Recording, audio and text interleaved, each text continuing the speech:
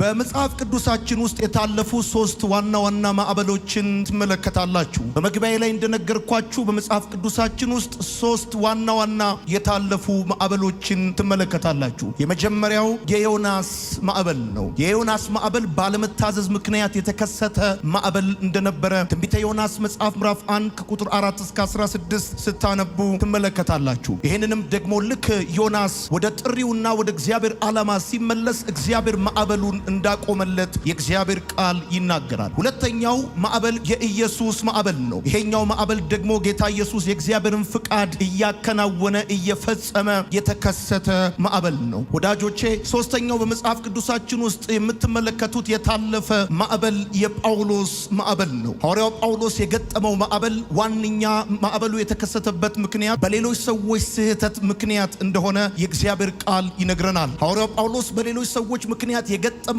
ማዕበል በመዋኘትና በመጽናት እንዳለፈው በሐዋርያት ሥራ መጽሐፍ ምዕራፍ 27 ላይ ስታነቡ ትመለከታላችሁ። ስለዚህ እነዚህን ሶስት ማዕበሎች ስትመለከቱ ማዕበል ወደ ህይወታችን፣ የህይወት ችግር ወደ ህይወታችን፣ ፈተና ወደ ህይወታችን የሚመጣባቸው ሶስት የተለያዩ መንገዶች እንዳሉ ታስተውላላችሁ። የመጀመሪያው ለእግዚአብሔር ጥሪና ለእግዚአብሔር ዓላማ ባለመታዘዝ ከእግዚአብሔር መንገድ በተቃራኒ በመሄድ ማዕበል ወደ ህይወታችን ሊመጣ ይችላል። ሁለተኛው ደግሞ የእግዚአብሔርን ፍቃድ እየፈጸመን እያገለገልን እንደ ፍቃዱ እንደ ሐሳቡ እየተራመድን ከጠላት ዘንድ ማዕበል ሊነሳብን እንደሚችል የእግዚአብሔር ቃል ይነግረናል። ሶስተኛው ደግሞ ከኛ ጋር ካሉ የተሳሳቱ ሰዎች የተነሳ ማዕበል በህይወታችን ሊገጥመን ይችላል። እነዚህን ሶስት ማዕበሎች ስትመለከቱ የመጀመሪያውን ባለመታዘዝ ምክንያት የመጣበትን ማዕበል ዮናስ ያለፈው በመታዘዝና ወደ እግዚአብሔር ዓላማ በመመለስ እንደሆነ የእግዚአብሔር ቃል ይነግራቸዋል። ኢየሱስ የገጠመውን ማዕበል ደግሞ የተሻገረው በመታመንና በመገሰጽ ነው። ስለዚህ ዛሬ ማታ አንዳንድ ማዕበሎቻችሁ ይገሰጻሉ፣ በጌታ በኢየሱስም ጸጥ ረጭ ይላሉ። በአንዳንዶቻችሁ ላይ የጽናት መንፈስ የሚያጸና የዲተርሚኔሽን ስፒሪት አሁን እንደነገርኳችሁ በተሳሳቱ ሰዎች ምክንያት በሌሎች ሰዎች ስህተት ምክንያት ማዕበል የገጠማችሁ ሰዎች ጳውሎስ ያንን ማዕበል ያለፈው በተአምራት አይደለም በመጽናትና በመዋኘት እንደሆነ ከእግዚአብሔር ዘንድ አቅምና ጸጋን በመቀበል እንደሆነ ልክ እንደዚሁ አንዳንዶቻችሁ በሚቀጥሉት ወራቶች የደነገጣችሁበት ያስፈራችሁን ማዕበል አቋርጣችሁ ትሻገራላችሁ። የሐዋርያት ሥራ መጽሐፍ እንደሚናገር ሁሉ በሰላም በደህና ደረሱ ተብሎ እንደተጻፈ እግዚአብሔር ወዳየላችሁ ወደ ነገራችሁ ወደ ሰማችሁት ወደዛ ወደ እረፍትና ወደ በረከታችሁ መሻገር ይሆንላችኋል። አንድ ሰው ከእግዚአብሔር ዘንድ መልእክት እንዳለው አምኖ የመጣ ሰው ካለ ከእግዚአብሔር ዘንድ የመጣ ቃል ሳይሰራ እንደማይመለስ የሚያምን ሰው ካለ ሕዝቡ እስከሚያልፍ ድረስ ጠላቶቻቸው እንደ ድንጋይ ዝም አሉ ተብሎ እንደተጻፈ የረበሻችሁ ማዕበል ዛሬ ጸጥ ይላል። በቤትና በውጪ በአደባባይና በሚስጥር ሕይወታችሁን እያወከ ያለ ከእግዚአብሔር ዘንድ ያልሆነ ማዕበል በጌታ በኢየሱስም እንደ ድንጋይ ዝም ይላል። እንደ ድንጋይ ዝም ይላል። አሜን የሚል ሰው ካለ ዛሬ አንድ ሰው መሻገር ይሆንለታል፣ ማለፍ ይሆንለታል፣ መድረስ ይሆንለታል። ለኢየሱስ ክብር ምስጋና ይገባዋል። ይሰማኛል ታውቃላችሁ፣ ይታየኛል ታውቃላችሁ። የትኛውንም ያህል ጠላት ሊያፏጭ ይችላል። የትኛውንም ያህል ጠላት ማዕበል ሊያስነሳ ይችላል። የማዕበሉ ጌታ፣ የንፋሱ ጌታ፣ ያውሎ ንፋሱ ጌታ፣ ባህርን የሚከፍል ፍጥረትን የሚያዝ አምላክ ከኔ ጋር ነው። እሻገረዋለሁ የሚል ሰው ካለ አሜን ይባል። እሻገረዋለሁ የሚል ሰው ካለ አሜን ይባል። አልፈዋለሁ የሚል ሰው ካለ አሜን ይባል። ይሄን ጨለማ ታልፈዋለህ፣ ይሄን ችግር ታልፈዋለህ፣ ይሄን ተግዳሮት ታልፈዋለህ፣ ይሄን ፈተና ታልፈዋለህ፣ ይሄን ብቸኝነት፣ ይሄን ማጣት ታልፈዋለህ። ለአንድ ሰው መልእክት እግዚአብሔር እንዳለው አምናለሁ። እግዚአብሔር እንደዚህ ይልሃል፣ ይሄንን መሰናክል አንድ በአንድ ታልፈዋለህ፣ አልፈ ለምስጋና ትቆማለህ። ወዳጆቼ የሁላችንም ማዕበል አንድ አይነት አይደለም። ማዕበል ብዬ ስል የህይወት ችግር ማለቴ እንደሆነ እንዲታወቅልኝ ይፈልጋል። ብዙውን ጊዜ የህይወታችንን ማዕበል ለሰይጣን ነው የምንሰጠው። ምን ማለት ነው? የህይወታችን ማዕበል ተጠያቂውን ሰይጣን ነው የምናደርገው። ነገር ግን ወዳጆቼ በራሳችን የተሳሳቱ ውሳኔዎች ምክንያት በህይወታችን ላይ ማዕበል የምንጠራበት ማዕበል የምናስነሳበት ጊዜ በጣም ብዙ ነው። ዮናስ ኃጢአት በማድረግ አልነበረም የተሳሳተው። ልብ ብላችሁ እንድትሰሙኝ ይፈልጋሉ ወዳጆቼ።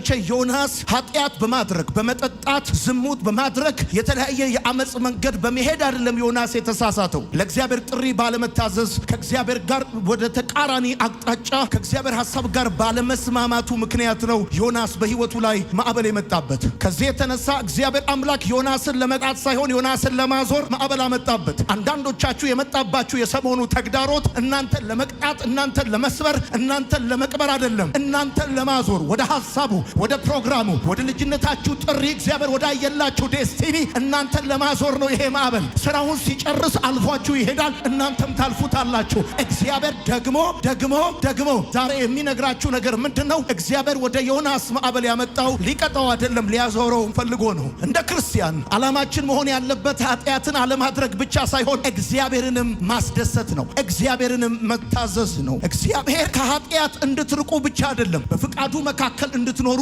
ዓላማውን እንድትሰሩ ይፈልጋል። የእግዚአብሔር ዋነኛ ሐሳብ እሱ ነው። ኃጢአትን አለማድረጋችሁ ጥሩ ሆኖ እያለ ነገር ግን ኃጢአትን አለማድረግ ብቻውን ደግሞ በቂ አይደለም። እግዚአብሔር በምድር ላይ ኃጢአትን ሳታረጉ ብቻ ሳይሆን እንድትኖሩ የሚፈልገው በፍቃዱ መካከል እንድትኖሩ ዓላማውን እንድትፈጽሙ እሱን እንድትታዘዙ የእግዚአብሔር ቃል ይነግራቸዋል። መጽሐፍ ቅዱስ ሲነግረን ዮናስ ከእግዚአብሔር ፊት ሸሸ፣ ከእግዚአብሔር ፊት ሄደ ብሎ ይናገራል። ወዳጆቼ ከእግዚአብሔር ጥሪና ዓላማ በሸሻችሁ ቁጥር የምትገቡት ወደ ሀብት ውስጥ ሳይሆን ወደ ማዕበል ውስጥ ነው የምትገቡት። አሜሪካ የምትገቡት ወይ ደግሞ የሆነ ብልጽግና ውስጥ እንዳይመስላችሁ። በረከታችሁ፣ ስኬታችሁ ያለው እግዚአብሔር ለእናንተ ባየላችሁ ፕሮግራም ውስጥ፣ ጥሪ ውስጥ፣ ዓላማ ውስጥ ነው እንጂ ከዛ በራቃችሁ ቁጥር የምትገቡት ትዳር ውስጥ አይደለም፣ ጉድጓድ ውስጥ ነው። ከእግዚአብሔር ጥሪና ዓላማ ርቃችሁ የምትገቡበት ትዳር እሱ ህይወት አይደለም፣ ቤት አይደለም ይሆንላችሁ፣ መቃብር ነው የሚሆነው። ሀብት አይደለም የሚሆነው፣ የህይወት ችግር፣ የህይወት ሰቆቃ ነው የሚሆነው። ስለዚህ ህይወታችሁን አንድም በዋነኛነት ለኢየሱስ እንድትሰጡ፣ ሁለትም ደግሞ ጌታ ኢየሱስን እንደ ግል አዳኛችሁ አድርጋችሁ ከተቀበላችሁ በኋላ ኢየሱስን እንደ ግል አዳኛችሁ አድርጋችሁ መቀበላችሁ ብቻውን በቂ አይደለም። ህይወታችሁ ለኢየሱስ ብቻ ሳይሆን መስጠት ያለባችሁ፣ በሁለተኛ ደረጃ ህይወታችሁን ለእግዚአብሔር ዓላማ መስጠት አለባችሁ። አንድ እውነት ልነግራችሁ ፈልጋለሁ። እግዚአብሔር የሚፈልገውን ሁሉ ላትፈልጉ ትችላላችሁ፣ ነገር ግን ራሳችሁን በማዕበል ውስጥ ታገኙታላችሁ። ቢ ኬርፉል። ስለዚህ አሁን እግዚአብሔር አምላክ ወደማትፈልጉት የህይወት መንገድ እንድትሄዱ ሊያደርጋችሁ ይችላል። ምናልባት እንድታገለግሉ፣ እንድትሰሩ፣ እንድትሄዱ፣ እንድትራመዱ፣ እንድትኖሩ የሚፈልገው በማትፈልጉት አይነት ማህበረሰብ፣ በማትወዱት አይነት የሥራ አይነት ምናምን በእነዚህ ጉዳዮች መካከል እንድትኖሩ ሊፈልግ ይችላል። እግዚአብሔር የሚፈልገውን ሁሉ አለመፈለግ ትችላላችሁ፣ ነገር ግን ራሳችሁን ማዕበል ውስጥ እንደምታገኙት ማወቅ አለባችሁ። ከእግዚአብሔር ጥሪና ዓላማ በመሸሻችሁ ምክንያት የመጣባችሁን ዓላማ ገስጻችሁ አታልፉትም። የእግዚአብሔርን ዓላማ ባለመታዘዛችሁ፣ እንደ እግዚአብሔር ፍቃድና ሐሳብ ባለመራመዳችሁ ምክንያት የገባችሁበትን የህይወት ችግርና ፈተና በልዩ ልዩ አማካሪ፣ በሳይካትሪስት፣ በሳይኮሎጂስት ልዩ ልዩ መጽሐፎችን፣ ኢንተርኔትን ሰርች አድርጋችሁ አታመልጡትም። እግዚአብሔር አምላክ አሸዋ በፊቱ የተቆጠረ ከዋክብትን በስሙ የሚያውቅ ነው። አታመልጡትም ስለ እግዚአብሔር በእናንተ የጀመረውን ፕሮግራም በሌላ ሰው አይጨርሰውም፣ በእናንተ ነው የሚጨርሰው። እሺ ብትታዘዝ የመከራው ወሬ ያጥርልሃል። እምቢ ካልክ ግን የባርነቱ ዘመን ነው የሚረዝምብህ። አንዴ ለፍየል አንዴ ለሊያ ስትገዛ የባርነቱ ዘመን ይረዝምብሃል። ብትታዘዝ ግን የመከራው ዘመን ያጥርልሃል። ስለዚህ ከእግዚአብሔር ዓላማ በመሸሽ እግዚአብሔር ፍቃድ በመውጣት ምክንያት የመጣብህን ማዕበል የምታልፈው ለእግዚአብሔር በመታዘዝ እሺ በማለት ከዓላማው ጋር በመስማማት ማዕበሉን ታልፈዋለህ ብዬ ስልህ ማዕበሉን ገስጾልህ ብቻ ሳይሆን አንተ እየሄድክበት ካለው ከእግዚአብሔር ዓላማ ውጪ ከሆነ የህይወት መንገድ ተገስጸህም ነው የምታልፈው። ምክንያቱም አንዳንዱ የህይወት ዓላማና ተግዳሮት አንተን መቅጣት ሳይሆን ዓላማው አንተን ወደ እግዚአብሔር ዓላማና ፍቃድ ማዞር ነው። ፊትህን ማስተካከል ነው። አንተን መመለስ ነው። የሚያምርብህ እግዚአብሔር ባየልህ ቦታ ነው። የሚያምርብህ ድል ያለው ክብር ያለው እግዚአብሔር ባየልህ ቦታ ነው። እውነቴን ነው የምነግራችሁ። ዛሬ እየከበዳችሁ የገፋችሁት ነገር ግን ክብር ያለበትና ሞገስ ያለበት የእግዚአብሔር እቅድ ተመልሶ በጌታ በኢየሱስ ስም የእናንተ መታወቂያ ይሆናል። እውነቴን ነው የምነግርህ። ያለ ቦታ መሆንን እኔ ያውቀዋለሁ። ያለ ቦታ መሆንን ከቅባት ውጪ ከጥሪ ውጪ እግዚአብሔር ካየልህ እግዚአብሔር ከነገረልህ ከዛ ስፍራ ውጪ መኖርን አውቀዋለሁ። ይገርማል። እዛ ሁኔታው ስትሆን እየቻልክ አትችልም፣ እያወቅህ አታውቅም። ብዙ ነገር እግዚአብሔር በአንተ ሊሰራ እየፈለገ ለሌላው ሰው ቀላል ነገር ለአንተ ከባድ ይሆናል። ዛሬ ግን ነግርሃለሁ፣ ወደ ቦታ ትመለሳለህ። ህይወት ይቀላል፣ ስራ ይቀላል። መሪ በሹፌር እጅ እንደሚያዝ በጌታ በኢየሱስም በሚቀጥለው ዘመን እግዚአብሔር ያየላችሁን መያዝ ይሆንላችኋል። በኢየሱስም መያዝ ይሆንላችኋል። በኢየሱስም ይሆንላችኋል። ማዕበሉ ይታለፋል ወዳጄ።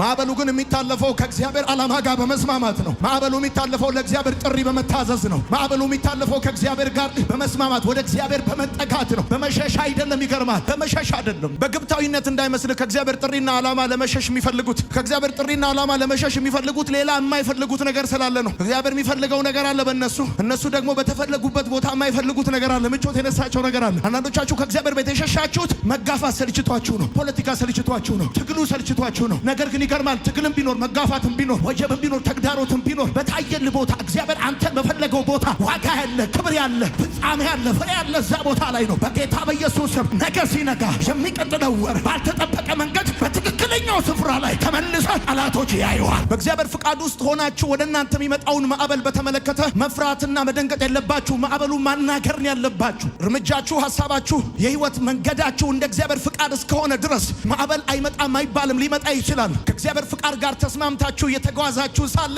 ከሚመጣው ማዕበል የተነሳ መፍራትና መደንገጥ የለባችሁም። እንደውም ማዕበሉን ማናገርን ያለባችሁ። ለምን? ክርስቲያን ከሆናችሁ ተራራውንና ማዕበሉን የማናገር ስልጣን አላችሁ። ነገር ግን ማዕበሉን ማናገር የሚችሉ ከማዕበሉ ጋር መነጋገር የሚችሉ በማዕበል ውስጥ መተኛት የሚችሉ ሰዎች ብቻ ናቸው። በማዕበል ውስጥ የምትተኛው ግዴለሽ ስለሆንክ አይደለም፣ ጌታ ስላለክ ነው፣ እምነት ስላለክ ነው፣ አዳኝ ስላለክ ነው። ከእግዚአብሔር ፍቃድ ጋር ተስማምተ እየሄድክ ባለህበት መንገድ ላይ ማዕበል ሊመጣ ይችላል፣ ተግዳሮት ሊመጣ ይችላል። ይሄን የመጣውን ተግዳሮትና ማዕበል የህይወት ፈተና ፈርተ ደንግጠ መሸሽ የለብህ። ለዚህ ነው ጌታ ኢየሱስ የገጠመውን ማዕበል በመታመንና በመገሰጽ ነው ያለፈው ያልኩ። ሰይጣን ማዕበል ይፈጥራል፣ እግዚአብሔር ደግሞ አእምሮን የሚያልፍ ሰላም ይፈጥራል። ሳንገለው አንተኛም ብለው ሊማማሉ ይችላሉ። ሳናዋርደው ሳናቆመው ብለው ሊሉ ይችላሉ። አንተ ግን ፈጽሞ ግራ ልትጋባና ልትፈራ አይገባም። ይልቁኑ እንደውም በእግዚአብሔር ቃል ላይ ባለ እምነት ተነሳና ገስጸው። ይገርማል። የእግዚአብሔር ቃል እንደሚናገር ህዝቡ እስከሚያልፍ ድረስ ጠላቶቻቸውን እንደ ድንጋይ ዝም አደረገላቸው ተብሎ እንደተጻፈ እነግርሃለሁ። እግዚአብሔር ወዳየልህ ወደዛ ዴስቲኒ እስክታልፍ ድረስ አንደበቱን አንተ ላይ የሚያላቅቅ እግዚአብሔር እንደ ድንጋይ ዝም ያደርገዋል። አታልፍም የሚል እንደ ድንጋይ ዝም ይላል። ትዋረዳለህ የሚል እንደ ድንጋይ ዝም ይላል። አንተ ለቀቅ አድርግና ረገጥ አድርግና አሜን ባል። ዛሬ ማታ ከእግዚአብሔር ዘንድ አንድ ተግሳጽ፣ አንድ ግሳጼ በማዕበሉ ላይ ይነሳል። ቀጥረጭ ይላል የሚል ሰው ካለ አሜን ይበል። ይገርማል። ሰዎች ወሬ ሲያበዙብኝ እንቅልፌ አይጠፋም፣ እንቅልፌ ይመጣል። በሰላም እተኛለሁ፣ አንቀላፋለሁ። እግዚአብሔር መተማመኛ፣ ከስጋት ሁሉ መታኛ። ትልቅ እምነት በማዕበል ውስጥ ይተኛል። ይሄ የሚተኛ ሰው ደግሞ ማዕበሉን ያነጋግረዋል። በለው አንተ ተራራ አለለ በሆኑ ምንድነው በልጄ ፊት ደልዳላ ሜዳ ትሆናለህ ተብሎ ተጽፏል። ዛሬ እነግርሃለሁ፣ እግዚአብሔር ምስክሬ ነው። ማዕበሉን ያስነሳው ማንም ይሁን ማን ከዚህ ቀን ጀምሮ እንደ ድንጋይ ዝም ይላል፣ እንደ ድንጋይ ጸጥ ይላል። አሜን በል። እንደ ድንጋይ ጸጥ ይላል። ቢዝነስ ላይ የተነሳ ማዕበል ጸጥ ይላል። አገልግሎትህ ላይ የተነሳ ማዕበል ጸጥ ይላል። ቤትህ ላይ የተነሳ ማዕበል ጸጥ ይላል። አልፈ መሄድ ይሆንልሃል። ሚስማር በተመታ ቁጥር እንደሚጠብቅ የተነሳብህ ማዕበል እያጠበቀ መሰረት ስር እየሰደደ እንዲሄድ የሚያደርግ እውነቴን ነው። ገለባ እንዳለው መልእክት እንዳለ ፕሮግራም እንዳለ በእግዚአብሔር ቅባት እንደከበድክ እውነቴን ነው። ታልፈዋለህ ይሄን ማዕበል፣ ታልፈዋለህ ይሄን ማዕበል፣ ታልፈዋለህ ይሄን ማዕበል። አሁን ያለውን ተግዳሮት ታልፈዋለህ። እንደዚህ ነው የሚሆነው። እንዴት ብለህ ካልከኝ ሰው መኪና ሲነዳ ከፊት ለፊቱ ያለውን ተራራ በተጠጋው ቁጥር ተራራው እየቀነሰ እንደሚመጣ በሄደ ቁጥር ወደ ኋላው እንደሚሆን እኔ በእግዚአብሔር መንፈስ ሆኜ እነግርሃለሁ። ዛሬ ከፊት ለፊት ትልቅ መስሎ የታየ ነገር ካለፍከው በኋላ ከኋላ ይሆናል። ወደፊት ትሄዳለህ፣ ከኋላ ይሆናል። አሁን ከፊት የቆመ ከኋላ ይሆናል። ዛሬ ያስጨነቀ ነገር እንደ ገለባ ይበተናል። እሺ እንዴት እንደምታልፈው ልንገራ። እሺ በለኝ። ከዚህ በፊት ተናግሬ አውቃለሁ። ከረጅም ዓመት በፊት የእስራኤል ሰዎች በኤርትራ ባህር ሲሻገሩ ይገርማል። እግሮቻቸው የረገጠው መሬት 0 ነው። 0 ኪሎ ሜትር ማንም ሄዶ የማያውቅበት መሬት። ያ መሬት ለመጀመሪያ ጊዜ ነው ውሃው የተገለጠለት። ለመጀመሪያ ጊዜ ነው የሰው እግር የረገጠው። ለመጀመሪያ ጊዜ ነው። ከዚህ በፊት ማንም ረግጦት አያውቅም። ፈርዖን ረግጦት አያውቅም። ትሻገረዋለህ ብዬ ስልህ ከዚህ በፊት ማንም ባላለፈው መንገድ ታልፈዋለህ። በጌታ በኢየሱስ ስም ታልፈዋለህ። ከዚህ በፊት ዘሮች ሄደው በማያውቁበት መንገድ ትሄዳለህ። በኢየሱስ ስም ትሄዳለህ። ደግሞ አንድ መልእክት አለኝ። አሜን ካልክ እጅን ከፍ አድርገህ ለአንተ በተከፈተው በር ጠላቶች አይሻገሩ። አሜን በል። ለአንተ በተከፈተው በር ጠላቶች አይሻገሩ። ትሻገራለህ። ከዛ በኋላ ይዘጋል። የተከተለ ፈረስና ፈረሰኛ በውሃ ይሰጥራል። እንደ ተደገፈ ሚተኛ ሰው ካየህ ያ ሰውዬ ጴንጤ ነው። በማዕበል ውስጥ ሚተኛ ሰው ካየህ ያ ሰውዬ ጴንጤ ነው። አዋጅ ወጥቶበት ሚተኛ ካየህ ያ ሰውዬ ጴንጤ ነው። ጠላቶች ተነስተውበት ሚተኛ ካየህ ያ ሰው ጴንጤ ነው። አንተ ማዕበል ተነስቶበት ሚተኛ ካለ ያ ሰውዬ ጴንጤ ነው። ሌላ ሰው ሊሆን አይችልም። ለምን መሰለህ? በማዕበል ውስጥ መተኛት የሚችል ጴንጤ ብቻ። ዳዊት ከቤተ መንግስቱ ወጥቶ ካልጋ ወርዶ ድንጋይ ተንተርሶ ተኝቷል። እንቅልፍ አልጋ ላይ አይደለም ያለው፣ ጌታ ጋር እና እምልህ ነገር እንደዚህ ነው። እውነቴን ነው። እንቅልፍ የነሳ ያሰጋ፣ እንዴት ሆናለሁ፣ እንዴት አልፈዋለሁ ያልከው ነገር፣ ጨንቆኛል፣ ረዳት የለኝም ያልከው ነገር ይገርማል። ያለ ረዳት፣ ያለ አጋሽ፣ ያለ አይሶባ፣ ያለ ሰው፣ ያለ ጓደኛ ታልፈዋለህ። የሚቀጥለው ወር፣ የሚቀጥለው ዓመት ለምስክርነት ትቆማለህ። ታልፈዋለህ። ጭቃ በማህተብ ሲረገጥ እንደሚለወጥ እንዲሁ ለውጣታለሁ ማለት የማህተብ ቀለም በማህተብ ሲረገጥ ከቀለምነት ወደ ፊደልነት እንደሚቀየር ምን ማለት ነው? ቀለሙን ልክ ማህተቡ እንዲያርጋችሁ ስትመቱት ቅድም ቀለም የነበረው አሁን ፊደል ይሆናል። እውነቴን ነው የምነግራችሁ። በእናንተ ህይወት እያለፈ ያለው ማዕበል የምትነበቡ መጽሐፍ ነው ከውስጣችሁ የሚያወጣው፣ ትምህርት ነው ከውስጣችሁ የሚያወጣው፣ ምስክርነት ነው ከውስጣችሁ የሚያወጣው። ፍራችሁን አትለቁም። አንዳንድ ሰዎች በማዕበል ውስጥ የሚሆኑት የተሳሳቱ ሰዎች በጀልባቸው ውስጥ ስላሉ ነው። ከሰዎች ስህተት የተነሳ የምትገቡበት ማዕበል አለ። የተሳሳቱ ሮንግ ሰዎች በህይወታችሁ ሲሆኑ ማዕበል ውስጥ ትገባላችሁ። ልክ እንደ ጳውሎስ በጳውሎስ ላይ የደረሰው ማዕበል እምነት የማጣት ውጤት አይደለም። ከእግዚአብሔር ዓላማ የመዞር ወይም ደግሞ ለእግዚአብሔር ጥሪና ዓላማ ያለመታዘዝ ውጤት አይደለም። የተሳሳቱ ሰዎች በጳውሎስ ጀልባ ውስጥ ስለነበሩ የተነሳ ማዕበል ነው። ብዙ ጉዳትና ስቃይ የሚያስከትሉ ግንኙነቶች አሉ። ጓደኝነቶች፣ ግንኙነቶች፣ ህብረቶች ሁሉ ተርፍ ያለባቸው አይደሉም። ነገር ግን ብዙ ስቃይና ጉዳት እንድታስተናግድ የሚያደርጉ እነዚህን ጉዳትና ስቃይ፣ ጠባሳ፣ ስብራት እንድታስተናግድ የሚያደርጉ ግንኙነቶች አሉ። ስለዚህ በተሳሳቱ ሰዎች ምክንያት በህይወትክ ላይ የሚነሳውን ማዕበል የምታልፈው ከእንደነዚህ አይነት የተሳሳቱ ግንኙነቶች በመራቅ ነው። አንተ እነሱን ስትይዛቸው፣ ሰይጣን ደግሞ አንተን ይዛል። መያዣ ነው የሚያደርግህ፣ መያዣ ያደርጋል። ከህይወትክ ላይ ካላወረድካቸው ተሸክማቸው በማዕበል ውስጥ ነው የምትሰምጠው። አንዳንድ ሰዎች እግዚአብሔር ያላሸከሟችሁን ሰዎች ተሸክማችኋል። እግዚአብሔር ያላሸከማችሁን ሸክም ተሸክማችሁ እየሰጠማችሁ ነው ያላችሁት። ከማዕበሉ መውጣት ከፈለጋችሁ እነዛን ሰዎች ከህይወታችሁ አውጧቸው። ማዕበሉ እነዛ ሰዎች በእናንተ ላይ የሚያደርጉት ሲሆን፣ መስጠሙ ደግሞ እናንተ በራሳችሁ ላይ የምታደርጉት። ችግሩ ክህደቱ እነዛ ሰዎች በእናንተ ላይ የሚያደርጉት ሲሆን፣ ቢተርነሱ ደግሞ እናንተ በራሳችሁ ላይ የምታደርጉት ነው። አንዳንድ ሰዎች ጉዳትና ስቃይ የምታስተናግዱባቸውን የተሳሳተ ግንኙነቶች ተሸክማችሁ በውስጣችሁ ቢተርነስ ምሬትን ይዛችኋል፣ ፈጥራችኋል።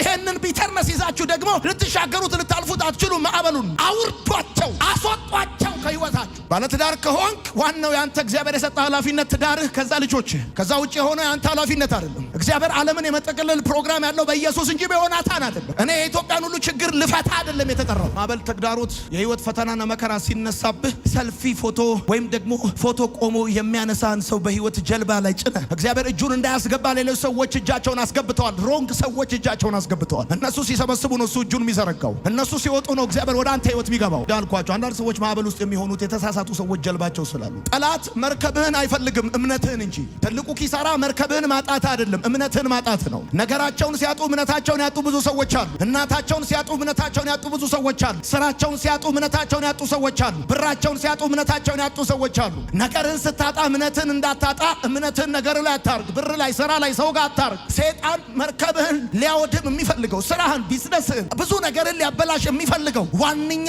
ዓላማው፣ ዋነኛ ፍላጎቱ መርከብህን መውሰድ ሳይሆን እምነትህን ማስጣል። ስለዚህ ጠላት የሚፈልገው መርከብህን ሳይሆን እምነትህን እንደሆነ ማወቅ አለብህ። ጠላት የሚፈልገው ቢዝነስህን አይደለም፣ ብርህን አይደለም። ጠላት የሚፈልገው ቤትህን አይደለም። ይገርማል። አንተ ካለ ይልቅ የሰጣቸው በጣም ብዙ ሰዎች ከሱ እጅ ተቀብለው እዚህ ሀገር ላይ ቪኤት የሚነዱ ብዙ ሰዎች አሉ። ሂ ዶንት ኬር ስላንተ ቪላ ቤትና መኪና።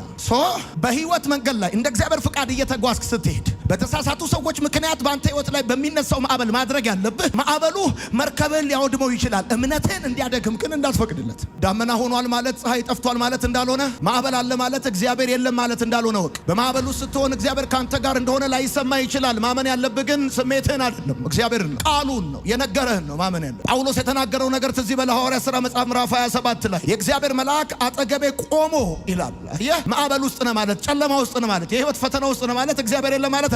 ምናልባት በዚህ አይነት የህይወት ችግርና ፈተና ማዕበል ውስጥ ስትሆን እግዚአብሔር ካንተ ጋር እንደሆነ ላይሰማ ይችላል። ወዳጄ ዛሬ ደመና ሆኗል ማለት ፀሐይ ጠፍቷል ማለት እንዳልሆነ፣ ማዕበል ውስጥ ነው ማለት እግዚአብሔር ካንተ ጋር አይደለም ማለት አይደለም። በማዕበል ውስጥ ስትሆን ሁልጊዜ ታምራት አትጠብቅ። እግዚአብሔር ከፈለገ ማዕበሉን ጸጥ ሊያደርገው ይችላል። ከፈለገም ደግሞ እንድትዋኝ አቅም ሊሰጥ ይችላል። እግዚአብሔር ካንተ ጋር ነው ማለት እግዚአብሔር ያለበት ህይወት ሁሉ በታምራት ይጠናቀቃል ማለት አይደለም። እግዚአብሔር ካንተ ጋር ለመሆኑ ማረጋገጫው በአንተ ህይወት የሚሆኑ ታምራቶች አይደሉም። ደግምላለሁ፣ እግዚአብሔር ያለበት ህይወት ሁሉ መጨረሻው ተአምራት ላይሆን ይችላል። እግዚአብሔር ከፈለገ ማዕበሉን ጸጥ ያደርገዋል፣ ከፈለገም ደግሞ እንድትዋኝ አቅም ሊሰጥ ይችላል። አንዳንዱ ማዕበል ዋኝተ በጽናት የምትሻገረው የምታልፈው እንጂ በታምራት የምታመልጠው አይደለም። ተጋፍጠ ፊት ለፊት ፕሬዝ ጋድ ብለ ኢቭን የማያምኑ ሰዎች እንኳን የሚነግሩ አንድ ጉዳይ ነው። እንደዚህ ይሏል፣ እግዚአብሔር ካንተ ጋር ከሆነ የታለ እግዚአብሔር አብሮነቱ ይላል። የእግዚአብሔር አብሮነቱ በአንተ ህይወት ተአምራት መሆኑ አይደለም። እግዚአብሔር ከፈለገ በተአምራት ማዕበሉን ጸጥ ያደርገዋል፣ ካልሆነም ደግሞ የመዋኘት አቅም ይሰጣል። በቃ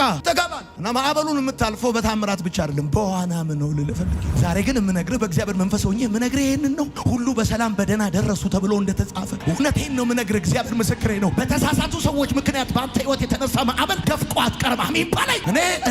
እኔ እንደዚህ ነገርኳቸው። ልክ መኪና ሞተሩ ሲታደስ ጉልበቱ እንደሚጨምር ድምፁ እንደሚቀየር እውነቴን ነው የምነግራችሁ። የአንዳንድ ሰዎች ውስጣችሁ ዛሬ ማታ እየታደሰ ነው። ዛሬ ማታ እየታደሰ ነው። ከዚህ በኋላ ሰው ፊት ከቆምክ ችግርህ በትንቢት መልኩ ሊነገር ሳይሆን የሆነልህን ተአምራት ልትመሰክር ነው እንጂ ፈውስን በሽታ ለመናገር በሰው ፊት አትቆምም። በኢየሱስ አሜን በል። በደንብ አድርግና እውነቴን ነው የምነግርህ። ሰዎች ተሳቀው ደንግጠው ብዙ ነገር ሆነው የሚያልፉትን ዘመን አንተ እግዚአብሔር ላይ ባለ እምነት ተደግፈህ ተኝተህ ታልፈዋለህ። አሜን ይባላል። ስማ፣ ሐኪም ሰርጀሪ ሲሰራ ጠባሳው ይታያል። እግዚአብሔር ግን ሲፈውስ ያለ ማስታወሻ። እግዚአብሔር ምስክሬ ነው። እንኳን የደረሰብን ችግሩን ያደረሰብን ሰው እስከምትረሳው በጌታ በኢየሱስም አልፎ ትሄዳለህ። በማዕበሉ ስትሆን ሰይጣን ቢችል እምነትን ሊያስጥል ይሞክራል። ካልቻለ ግን መንፈሳዊ ፍላጎትን ሊያስጥል ነው የሚፈልገው። ስለዚህ አንተ የማምለክ ፍላጎትን እንዳትጥል፣ የቃል ማንበብ ፍላጎትን እንዳትጥል፣ የመጸለይ ፍላጎትን እንዳትጥል። አንዳንድ ሰዎች ልክ ችግሩ ውስጥ ሲገቡ ታውቃለህ መብላት አይፈልጉም። ልክ እንደዚሁ አንዳንድ ሰዎች ልክ ማዕበሉ ሲገቡ ቃል መስማት አይፈልጉም፣ ማንበብ አይፈልጉም፣ መጸለይ አይፈልጉም። መንፈሳዊ ፍላጎትን እንዳትጥል። ማዕበሉ ስትገባ እዛ ማዕበሉ ውስጥ ሆነ መዘመር ያለብህ። ጳውሎስና ሲላስ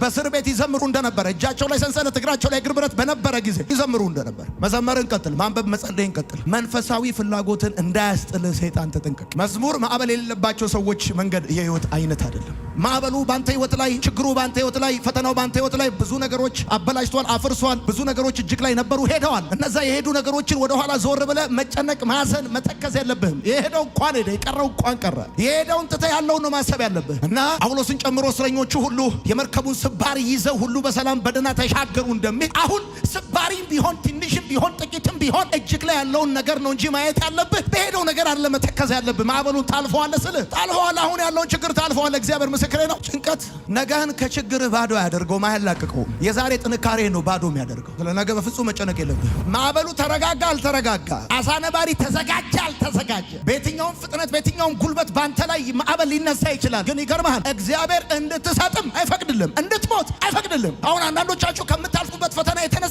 ውሰደኝ እያላችሁ አይወስዳችሁም። ከወሰዳችሁም አሜሪካ ነው የሚወስዳችሁ። አሚን በል። በቃ ቱሪስት ነው የሚያደርግህ። ጌታ ምስክር። በቃኝ እኔ ከማን በልጣለሁ ምናምን ልትል ትችላለህ። ይገርማል። ኖ ገና አለ፣ ቅባት አለ፣ ክብር አለ፣ ሰርክ አለ፣ አሚን በላት፣ ምስጋና አለ፣ ሹመት አለ። ተነስ ነው የሚልህ። ተነስ እንደ ኤልያስ ተነስና ብላ። አንተ የምን በቃኝ ነው የምን በቃኝ? ተነስና ብላ። ገና አለ፣ እዩ ይቀበል። ገና አለ፣ ሌላ አለ። ገና ኤልዛቤል ትገለበጣለች። ገና ስራዬን ትሰራለህ። ለአንድ ሰው ማዕበል ውስጥ ላለ ሰው እግዚአብሔር እንደዚህ ይናገረዋል። ገና ትቀጥላለህ። ገና ስራዬን ትሰራለህ። ገና ጠላቶችን ትበቀላለህ። አንተ አሜን በል። ገና ታገለግላለህ። ገና ቃሉን ትሰብካለህ። አሁን እዚህ ውስጥ ያላችሁ ሰዎች አላችሁ። ጌታ ምስክሬ ነው። ከውጭ ስትታዩ ምንም ተግዳሮት የሌለባችሁ የምትመስሉ፣ ነገር ግን ብዙ ሌሊቶችን በእንባ እና በብዙ ኮንፊውዥን ውስጥ እያሳለፋችሁ ያላችሁ እግዚአብሔር እንደዚህ ይላችኋል። አትጠፋም፣ አትሞትም፣ አትሰምጥም። ገና ስራዬን ትሰራለህ። ገና ክብሬን ታያለህ። ገና ታሪክን በክብር እቀይረዋለሁ። ገና ለሕዝብ አደርግሃለሁ። ገና አባት ትሆናለህ። ገና የነገርኩ ያወራው ያ እንደዚህና እንደዛ አደርጋለሁ ያልኩ ያኔ ገና በልጅነት ገና ኪራይ ቤት ሆነ የነገርኩ ያንን ነገር ሳልፈጽም አልተውህም፣ አልጥልህም። ባህሮችን የሚከፍል አውሎ ንፋስን የሚያረጋጋ ተፈጥሮን የሚያዝ ያው አምላክ አንተ እንድትዋኝ አቅም ይሰጣል። እኔ ነኝ ወይ ጌታ ሆይ ኦሎምፒክ ነው በለኝ። እኔ ነኝ ወይ ላንጋኖን ያቋረጥኩት እስክትል ድረስ ጌታ ሆይ ህልም ነው በለኝ፣ ፊልም ነው በለኝ እስክትል ድረስ ምትሃት እስኪመስላቸው ድረስ ጌታ ይሄን ማዕበሉን አልፈ። አንዳንድ ምሁር ነን የሚሉ ሰዎች በአንተ ማዕበል ላይ ሪሰርች የሰሩ ሰዎች እንዲህ አይነት የማዕበል ታሪክ በታሪክ ታይቶ አይታወቅም ብለው እስኪገረሙ ድረስ ቀለም ቀቢ ቱታው ላይ ብዙ አይነት ቀለም የምታይበት ቀለም ቀቢ ብዙ ልምድ ያለው ብዙ ቤት የቀባ ነው። ነጩንም ጥቁሩንም ሰማያዊንም ቀዩንም የቀባ ነው። ወዶ ሳይሆን ቀለሙን ጨርሶ እንደሚያቀውም ቀለም ቀቢ። አንተ ትቀጥላለህ። ጠላቶች ፈልገው ሳይሆን ተገደው ብዙ ቀምረው ብዙ አስበው ብዙ አስልተው እንዲህም አድርገን አላቆምነውም እንዲያም አድርገን አልነቀልነውም እንዴት ብናደርግ ነው የሚሻለው ብለው ግራ እስኪገባቸው ድረስ እውነቴን ነው የምነግርህ። ጌታ ምስክሬ ነው። መርዝ በጥብጠው ቢሰጡ ይስማማል፣ ታጋሳል። እንደ ስፕራይት ነው የሚሆን። ለአሜን በል። እግዚአብሔር እርግማናቸው ወደ በረከት እየቀየረ ያስቀጥላል። ወጥመዳቸው እንደ ስፕሪንግ ቦርድ እያደረገልህ ክብር ያሳያል። ረገጥ አርክና አሜን አሜን አሜን አሜን አሜን አሜን። ገበሬ ስንዴውን በመንሽ ለንፋስ ሲሰጠው የንፋሱ ጉልበት የሚያነጋግረው የገለባውን ክብደት ቅለት ነው። ስንዴው ላይ ነጥብ ቅንጣት ልዩነት አያመጣ። ኢየሱስ ጌታ። አሁን ያለባችሁ የተነሳባችሁ ተርቡላንስ፣ ይሄ ማዕበል፣ አውሎ ንፋስ፣ ተግዳሮት ምናምን እናንተ ውስጥ ያለውን አቅም እናንተ ጋር ያለውን የእግዚአብሔርን ፕሮግራም እሱን አሳይ፣ እሱን ገልጦ ያልፋል እንጂ ምንም በእናንተ ላይ የሚያደርገው ነገር የለም።